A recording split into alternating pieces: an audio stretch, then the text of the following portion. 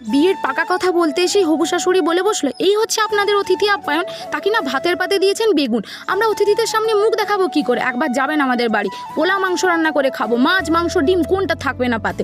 তাকে না আপনারা শেষে দিয়েছেন আমাদের বেগুন। তা বেয়ান একবার খেয়ে তো দেখতে পারেন। তা তো আমি খাবোই, না খেয়ে কি আর যেতে পারবো? খালি পেটে বাপু যেতে পারবো না। আচ্ছা একবার খান তো। বাহ, খুব সুন্দর হয়েছে তো রান্নাটা কে করেছে? আমার বাবা রান্না করেছেন। তোমার বাবা? আচ্ছা, এই রান্নাটার নাম কি? এটা হচ্ছে বেগুনের সীতাভোগ। দুর্দান্ত খেতে হয়, আর আমার বাবার হাতে তো খুব সুন্দর হয়। তা নয় বুঝলাম বাপু, তুমি কিন্তু রান্নাটা একটু শিখে পড়ে নেও, আমার বাড়িতে গিয়ে কিন্তু করতে হবে। আমাদের বাড়িতে কিন্তু এই রান্না করলে দারুণ খেতে হবে। প্রতিবেশী অতিথি সবাইকে কিন্তু তোমাকেই করে খাওয়াতে হবে। তা না হয় আমি একটু শিখে নেবো। দাঁড়া মা, তোকে কথা বলতে হবে না। আচ্ছা বেয়ান, আপনাদের বাড়িতে আমরা বিয়ে দেবো না, কারণ আপনারা জানেন না মানুষকে কিভাবে সম্মান করতে হয়। আজ না হয় ছিল আমাদের নিরামিষের দিন, শনিবার, আমরা খাই না মাছ মাংস ডিম, তাই হয়তো করিনি, কিন্তু আপনাদের আসল রূপটা জানতে পারলাম।